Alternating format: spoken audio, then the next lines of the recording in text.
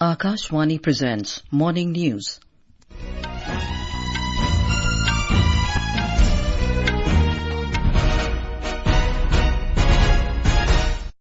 Good morning, I'm Anuja Kumar. The headlines. Prime Minister Narendra Modi announces adoption of Delhi Declaration on Civil Aviation, says India is moving forward to become a leading aviation hub by the end of this decade. Odisha government decides to provide 10% reservation and 3-year age relaxation for ex-Agniveers in uniformed services.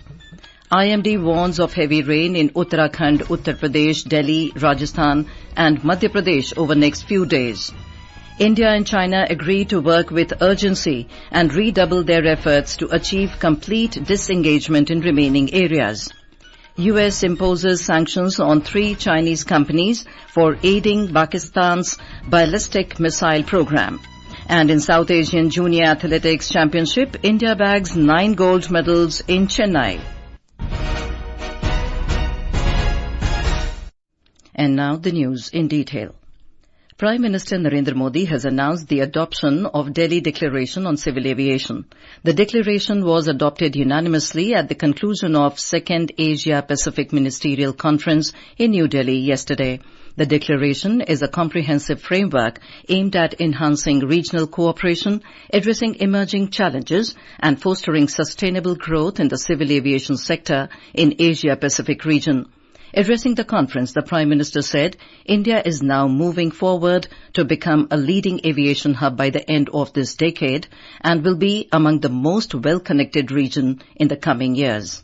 आज भारत दुनिया के top civil aviation ecosystem में से एक मजबूत pillar बना हुआ है। हमारे यहाँ सिविल एविएशन सेक्टर की ग्रोथ अभूतपूर्व है। सिर्फ 1 दशक में भारत ने बहुत बड़ा ट्रांसफॉर्मेशन करके दिखाया है। इन वर्षों में भारत एविएशन एक्सक्लूसिव से एविएशन इंक्लूसिव के वाला देश बन गया है। Mr. Modi said India is today a strong pillar of the global civil aviation ecosystem and the growth of civil aviation sector in the country is unprecedented.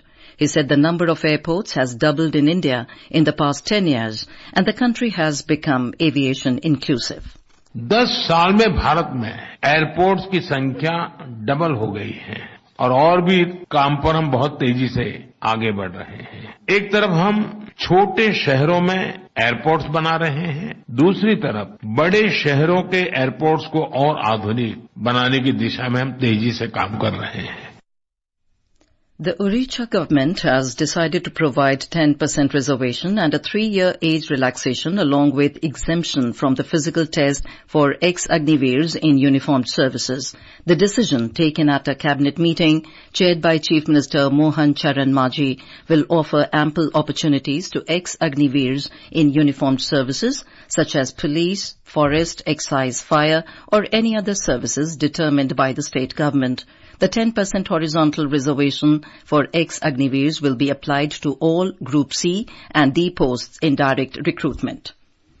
India and China have agreed to work with urgency and redouble their efforts to achieve complete disengagement in the remaining areas.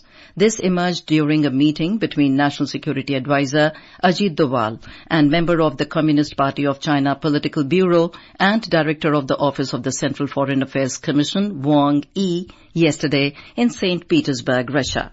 The meeting was held on the sidelines of the meeting of BRICS high-ranking officials responsible for security matters and national security advisors. During the meeting, Ajit Doval conveyed that peace and tranquility in border areas and respect for the line of actual control are essential for normalcy in bilateral relations.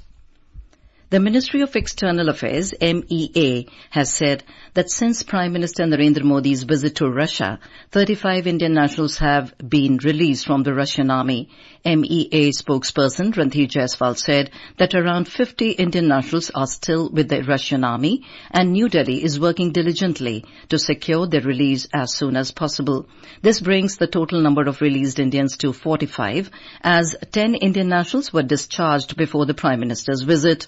When asked about the External Affairs Minister's statements on Indo-China relations, Mr. Jaiswal said the Minister has addressed this topic on several occasions, including recently in Berlin and New Delhi.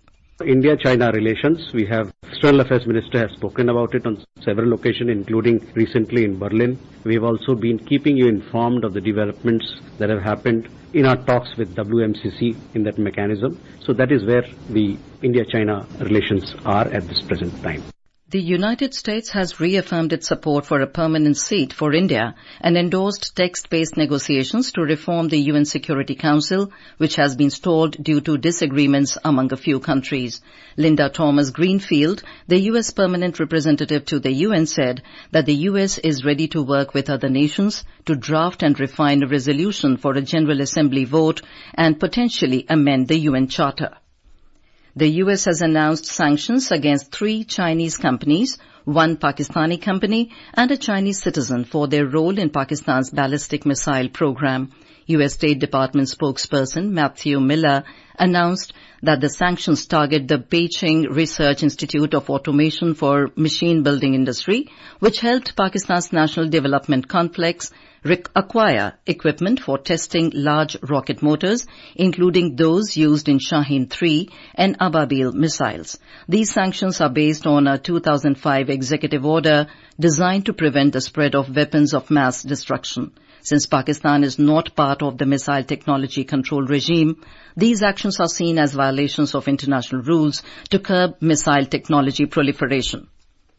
This is Akashwani giving you the news. For quick news updates around the clock, follow us on our X handle at AIR News Alerts. The India Meteorological Department, or IMD, has warned of heavy rain in Uttarakhand, Uttar Pradesh, Delhi, Madhya Pradesh and Rajasthan over next few days. The downpour is expected as a result of a depression that developed over central India. In Uttarakhand, IMD has issued a red alert for heavy rain in 7 districts and orange alert for rest of the state. Heavy rain is expected in Pauri, Dehradun, Bageshwar, Champawat, Nainital, Udham Singh Nagar and Haridwar districts. The Disaster Management Department has instructed all agencies concerned to ensure preparedness and complete necessary arrangements. In Uttar Pradesh, authorities are on high alert, especially in western and Terai region, in the wake of the alert issued by the IMD. Red and orange alert have been issued for many parts of Uttar Pradesh as the state braces for heavy rain in next 24 hours. Teams of NDRF and SDRF are also on high alert in the wake of the prediction. Our correspondent has filed this report.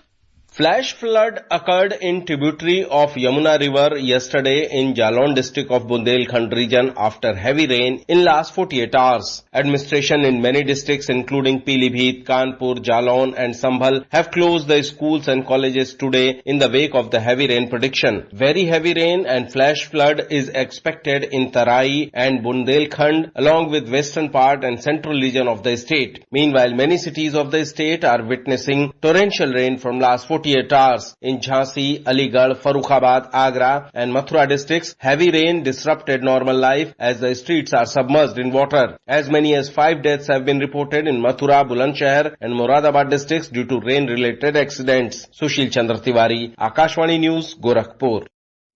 Met Office has also warned of heavy rainfall across Delhi and National Capital Region today. Delhi and its adjoining areas have been experiencing light to moderate rainfall since last night. IMD said the rains can cause localized flooding of roads, waterlogging in low-lying areas and closure of underpasses. The rain has played havoc in many districts of Madhya Pradesh. Due to continuous rain, the dams are full and the rivers are in spate. There is a flood-like situation in many areas and the government has to run relief and rescue operations through various agencies. More from our correspondent. In Madhya Pradesh, to help the district administration, helicopters have also been engaged in rescue and relief operations along with NDRF and SDRF teams. According to the State Disaster Command Center, rescue operations were carried out at more than 40 places in the state yesterday and more than 700 people were evacuated safely from flood-affected areas. A large number of affected people have been given shelter in relief camps in Sivni and Jhabua. Army's help is also being taken in the urban areas of Gwalior. Madhya Pradesh has received 14% more rain so far against the average rainfall. In view of the difficult situation, Chief Minister Dr. Mohan Yadav has instructed officers and employees not to take leave. Sanjeev Sharma, Akashwani News, Bhopal. The IMD has forecast heavy rain in west and east Rajasthan today. Filing of nominations for single-phase assembly elections in Haryana and third and final phase of polls in Jammu and Kashmir closed yesterday. The scrutiny of nomination papers will be conducted today. In Haryana, nominations can be withdrawn till 16th of September. Voting for the 90-member assembly will be held on 5th of October. In Jammu and Kashmir, scrutiny of the nomination papers for the third phase will take place today, and last day of withdrawal is 17th of this month. 40 assembly constituencies will go to polls in this phase on the 1st of next month. All eligible senior citizens covered under Ayushman Bharat Pradhan Mantri Jan Arogya Yojana ABPMJ will be issued a new distinct card under the scheme. Official sources informed that anyone aged 70 or above, as per their Aadhaar card, will be eligible to apply for the scheme. The scheme is expected to be operational within a week. It is an application-based scheme and people need to register on the portal. The portal will offer face authentication and will have a designated link for senior citizens above 70 years of age. Sources also mentioned that those with private insurance and the Employees State Insurance Corporation beneficiaries can also apply for the ABPMJ scheme.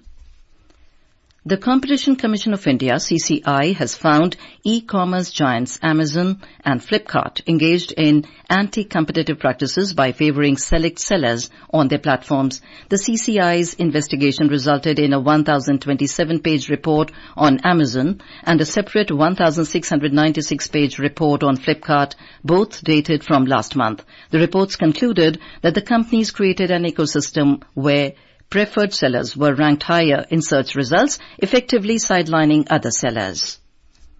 On to sports. In the South Asian Junior Athletics Championship, India clinched 9 gold medals in Chennai on the second day yesterday. Anisha secured India's first gold of the day in the women's discus throw with a record-setting distance of 49.91 meters, surpassing the previous meet record of 48.6 meters set by A. Bajwa in 2018. Amanat Kamboj won silver with a throw of 48.38 meters, while Sri Lanka's J.H. Gorangini took bronze with 37.95 meters. Neeru Pathak earned the 9th gold for India in the women's 400 meters, clocking 54.5 seconds. Sandra Molb Sabu claimed silver with 54.82 seconds, and Sri Lanka's K. Takshima Nuhansa won bronze with 55.27 seconds. In the men's 110 meters hurdle, Sri Lanka's W.P. Sandun Khoshla took gold with a time of 14.06 seconds, edging out India's Nayandeep Sarde, who won silver in 14.14 seconds. And now for a look at today's newspapers, it's over to Shagun Chopra. Thank you, Anuja. Against the backdrop of a fresh push for peace talks to end the Russia-Ukraine conflict, Hindustan Times writes NSA meets Putin Wang amid buzz over Ukraine. Lauding the role of the aviation sector, PM announces passing of Delhi Declaration, pitches idea for International Buddhist Tourist Circuit, says the Economic Times. The Times of India says Mission Mosam will soon be able to come up with artificial weather modification. The headline reads, will be able to start or stop rain in 5 years. To streamline travel and improve passenger convenience, a headline in the Indian Express says, now avail multiple journey QR tickets on Delhi Metro. All the dailies have covered the news of communist veteran Sitaram Yechuri breathing his last at AIIMS yesterday. And finally, under the headline, States, Cities fast adopting fish as mascots, the Tribune cites 22 of India's 36 states and UTs are now officially designating state fish as city mascots to unlock the hidden potential of the fisheries sector. And with that, it's back to you, Anuja. Thank you, Shagun. And now, before we end the bulletin, the headlines once again. Prime Minister Narendra Modi announces adoption of Delhi Declaration on Civil Aviation, says India is moving forward to become a leading aviation hub by the end of this decade. Odisha government decides to provide 10% reservation and 3-year age relaxation for ex-Agniveers in uniformed services. IMD warns of heavy rain in Uttarakhand, Uttar Pradesh, Delhi, Rajasthan and Madhya Pradesh over next few days. India and China agree to work with urgency and redouble their efforts to achieve complete disengagement in remaining areas. U.S. imposes sanctions on 3 Chinese companies for raiding Pakistan's ballistic missile program. And with that, we end the morning news. Have a nice day.